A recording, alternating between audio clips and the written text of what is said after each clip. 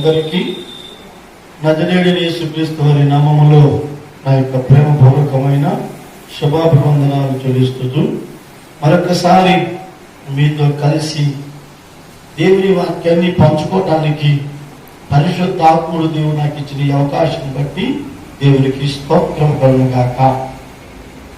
అలాగే దేవుని ప్రజలైన మీ అందరికీ కూడా నా నిండు హృదయంతో నేను వందనాలు చెల్లిస్తున్నాను. మీరందరూ బాగున్నారా? మరొకసారి మనందరూ కలుసుకునే ఈ అవకాశాన్ని దేవుడు ఇచ్చినందుకు దేవునికి మరొకసారి నేను స్తోత్రం చెల్లిస్తున్నాను. ఈ సమయంలో ఒక చిన్న పాట పాడుకుందాం. ఆ తర్వాత దేవుని వాక్యం ధ్యానం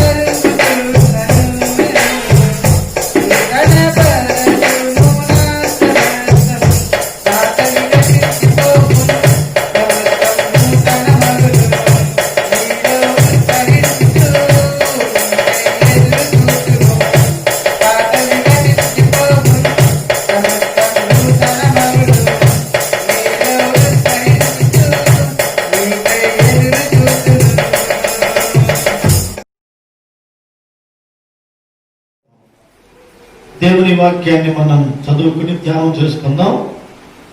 మత్తయి సువార్త 23వ అధ్యాయం 8వ వాక్యాన్ని మనం చదువుకుందాం. మరొకసారి నేను మీకు తెలియజేస్తున్నాను.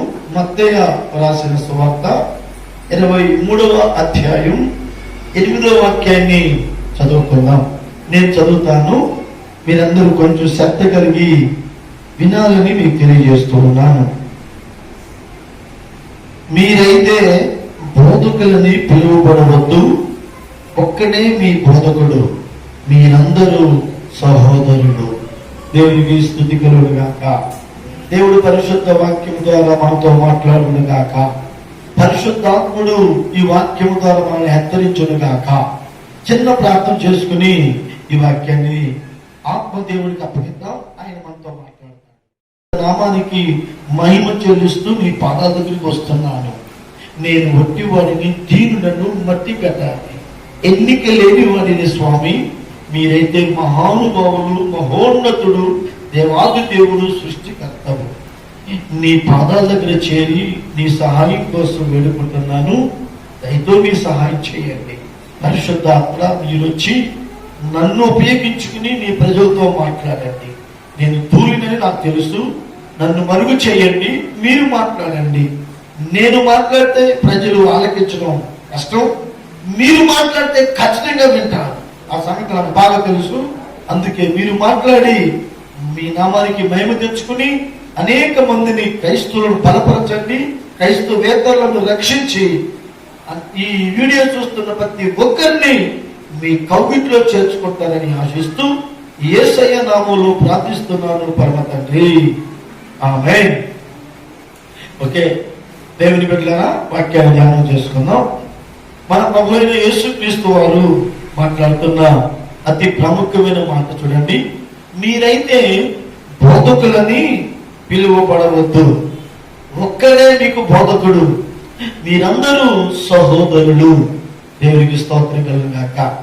మనకు బోధకుడు ఒక్కడే, ఆ బోధకుడే పరిశుద్ధాత్మ దేవుడు. దేవునికి స్తోత్రం కలుగును గాక. మనమందరం ఎవరివి? సహోదరులము. మనమందరము సహోదరులము అంటే ఒక తండ్రికి సంబంధమైన బిడ్డలము. ఒక శరీరాన్ని తింటూ ఒకే రక్తము తాగుతున్న ఆ యొక్క రక్త సంబంధము. దేవుని చేత సృష్టించబడిన దేవుని ప్రజలము. క్రైస్తవులైనా, హిందువులైనా, ముస్లింస్ అయినా, సిక్కులైనా, బౌద్ధులైనా, ఎవరైనా కావచ్చు, వీళ్ళందరినీ సృష్టించింది సృష్టికర్త దేవుడు, నజరేయుడైన యేసు. కనుక మనమందరము సహోదరులము. సహోదరులమైన మనమందరం ఎలా ఉండాలో తెలుసా? ఏ విధంగా ఉండాలో తెలుసా? ఎవరితో ఎలా మాట్లాడాలో తెలుసా? ఒకరి పట్ల ఒకరు ఎలా జీవించాలో తెలుసా? ఈ విషయాలు పరిశుద్ధాత్మ దేవుడు మీతో మాట్లాడాలని ఆశపడుతూ ఈ సమయంలో మిమ్మల్ని దర్శించాలని ఆశిస్తున్నాడు. కొన్ని వాక్యాలు మనం చదువుకుందాం. బైబిల్ ఉన్నవారు చూడండి, 133వ కీర్తన, 133వ కీర్తన 1 నుండి 3 వచనాలు ఉన్నాయి. ఆ కీర్తనలో సహోదరులు ఐక్యత కలిగి నివసించుట ఎంత మనోహరము, ఎంత మేలు. దేవునికి స్తోత్రం కలుగును గాక. దేవుని ప్రజలైన మనమందరము కలిసి ఉండటం వలన ఎంత ఆశీర్వాదం ఉందో ఈ కీర్తనలో మనం చూడగలం. ఇక్కడ చూడండి, అహరోను గడ్డం మీదుగా కారి అతని అంచుల వరకు దిగజారిన పరిమళ తైలం వలె ఉంటుంది. అంటే దీని అర్థమే తెలుసా? అహరోను గడ్డం మీద ఉన్న కారిన తైలం కింద కారి, అంచుల మీద కారి, కాళ్ళ పాదాలు తాకి ఆ పాదాలు ఎక్కడికి వెళ్ళినా సువాసనగా ఉన్నాయి. అందరికీ మంచి వాసన కలిగించే ఆ స్థితిలో ఆ పాదాలు ఉన్నాయి తెలుసా? కాబట్టి క్రైస్తవులమైన మనమందరం, సహోదరులమైన మనమందరం, దేవుని చేత సృష్టించబడిన మనమందరం కలిసి ఉండటం వలన లోకంలో ఎంత ఆశీర్వాదం ఉందో ప్రభు అంటున్నాడు. అక్కడ ఆశీర్వాదమును, శాశ్వతమైన జీవమును ఉండాలని దేవుడు కోరుతున్నాడు. తెలుసా నీకు సంగతి? ఎక్కడ ఆశీర్వాదం ఉంటుంది, ఎక్కడ జీవం ఉంటుంది? సహోదరులు ఐక్యతగా ఉన్న చోట, సహోదరులు కలిసి ఉన్న చోట. ఎవరైతే కలిసి ఉంటారో, ఐక్యతగా ఉంటారో, ఒకరితో ఒకరు ఆనందంగా ఉంటారో అక్కడ ఆశీర్వాదం ఉంచుతున్నాడు దేవుడు. శాశ్వతమైన జీవాన్ని అక్కడ పెడుతున్నాడు దేవుడు. ఓ సహోదరి, సహోదరుడా, నీకు ఆశీర్వాదం కావాలా? సహోదరులతో ఐక్యత కలిగి జీవించడం అన్నది నీకు మంచిది. శాశ్వతమైన జీవం నీకు కావాలా అంటే నిత్యత్వం పరలోక రాజ్యం నీకు కావాలా? సహోదరులతో ఐక్యత కలిగి ఉండు. నివేదనలు పెట్టుకోవద్దు, మనస్పర్ధలు పెట్టుకోవద్దు, దురాశలు పెట్టుకోవద్దు, ఒకరిని తిట్టుకోవద్దు, కొట్టుకోవద్దు, దూషించుకోవద్దు. ఏ మతమైనా, ఏ కులమైనా, ఏ జాతి అయినా, ఏ డినామినేషన్ అయినా నువ్వు విమర్శ చేయడానికి నీకు అధికారం లేదు. ప్రేమించటమే నీకు అధికారం. కౌగిలించుకుని ఆదరించడమే నీకు దేవుడిచ్చిన అవకాశం. కానీ విమర్శించడానికి నీకు ఎవరిచ్చిన హక్కు? ఈనాడు పాస్టర్లు విమర్శించుకుంటున్నాడు, ఈనాడు సంఘాలు విమర్శించుకుంటున్నాడు, ఈనాడు క్రైస్తవులు హిందువులు విమర్శిస్తున్నారు, హిందువులు క్రైస్తవులు విమర్శిస్తున్నారు, మతాన్ని విమర్శిస్తున్నారు, కులాన్ని విమర్శిస్తున్నారు. ఎవరు చెప్పారు నేను విమర్శించమని?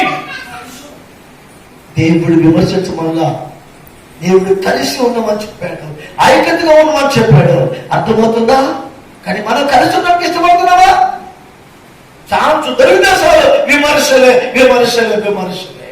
ఒక సహోదరుడు తప్పు చేశాడు, ప్రేమిస్తే ఆ తప్పును క్షమించి ప్రేమిస్తే నీకు నష్టమేంటి? ఈ రోజు నేను చెప్తున్నాను, సహోదరు పట్ల అసభ్యకరంగా నువ్వు ప్రవర్తిస్తే నువ్వు ఎలాంటాడు నేను చూపించబోతున్నాను. జాగ్రత్తగా మీరు ఆలోచించండి. దేవునికి స్తోత్రం కలుగును గాక. హల్లెలూయా. రండి బైబిల్లోకి వెళ్దాం.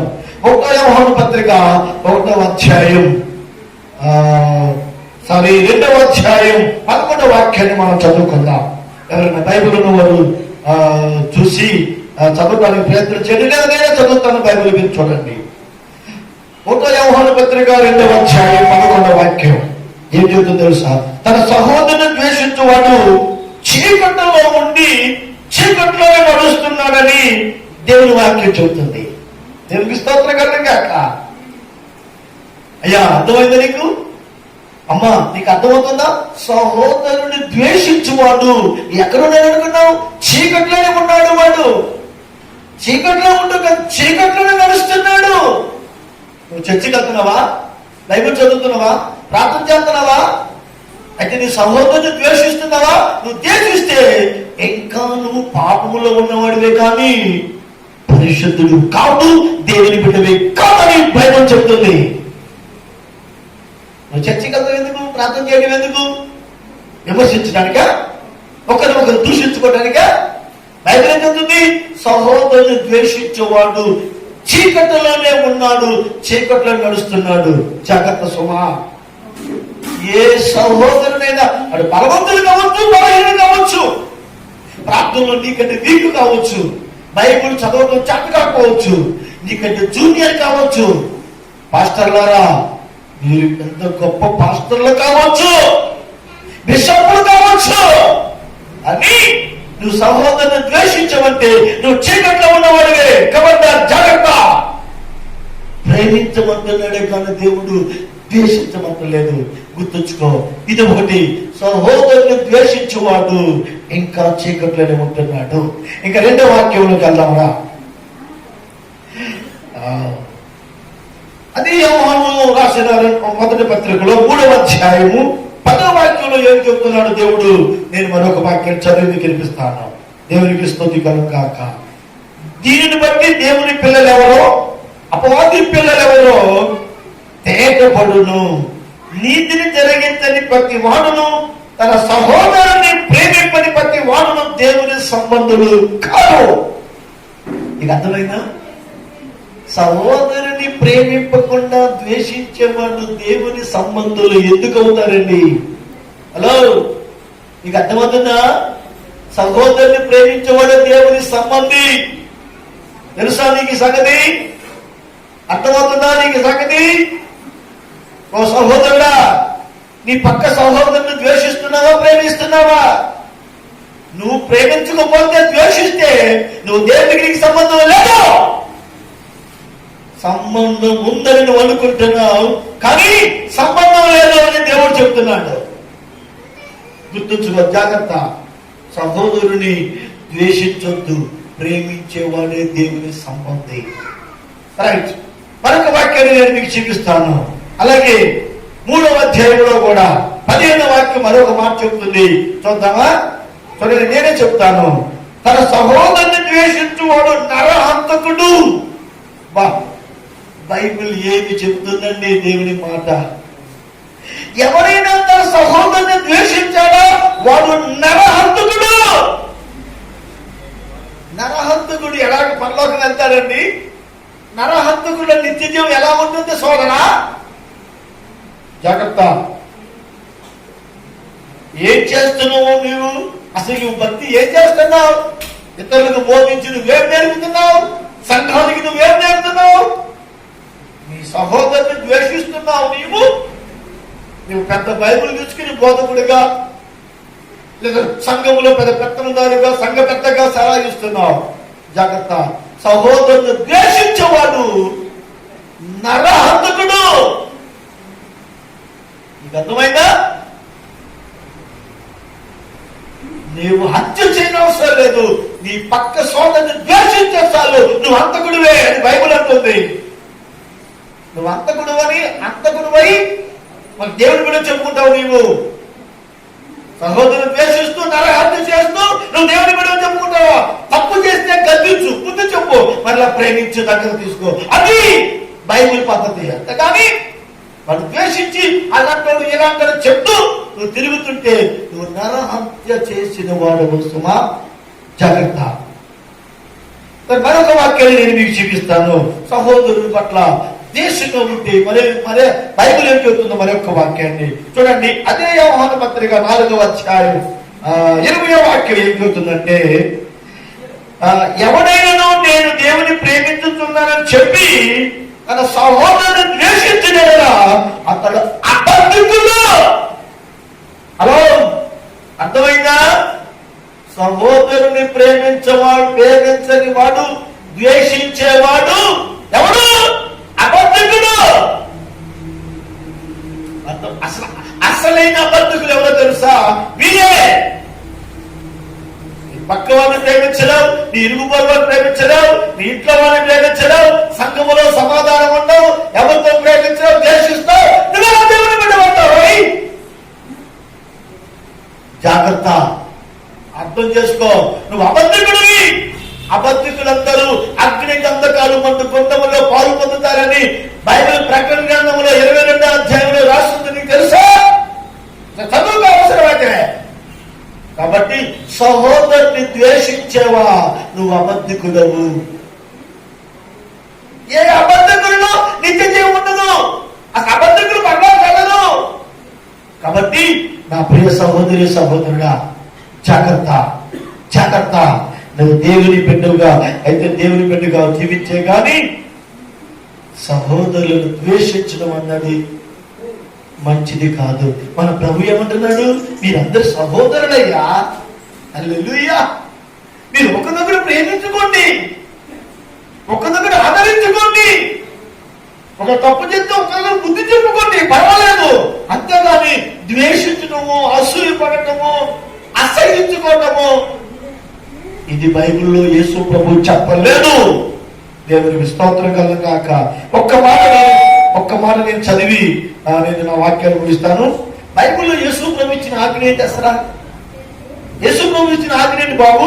హలో, బైబిల్లో యేసు ప్రభు ఇచ్చిన ఆజ్ఞ ఏంటి? యేసు ప్రభు ఏ ఆజ్ఞ ఇచ్చాడు మనకి బైబిల్లో? చూడండి. ఆయన ఆజ్ఞ ఏదనగా తన కుమారుడైన యేసుక్రీస్తు నామమున నమ్ముకొని ఆయన మనకు ఆజ్ఞాపించిన ప్రకారము ఒకరినొకరు ప్రేమింపవలెనన్నది దేవునికి స్తోత్రం కలుగాక. ఆజ్ఞలలో ప్రధానమైన ఆజ్ఞ, ప్రాముఖ్యమైన ఆజ్ఞ ఒకరినొకరు ప్రేమించుకోవటమే. సోదరా కోపాలు మాను, సోదరా ద్వేషాన్ని మాను, సోదరా పగ మాను. తిట్టినోని ప్రేమించు, కొట్టునోని ప్రేమించు, శత్రువుని ప్రేమించు అని దేవుడు చెప్తే నువ్వేంటి ద్వేషిస్తున్నావు? అది నాకు పడ్డు, ఈ నాకు పడ్డు, ఆ సంఘం నాకు పడదు, ఈ సంఘం నాకు పడదు. ఎవరు చెప్పారా నీకు అలాగా? వద్దు. జాగ్రత్త.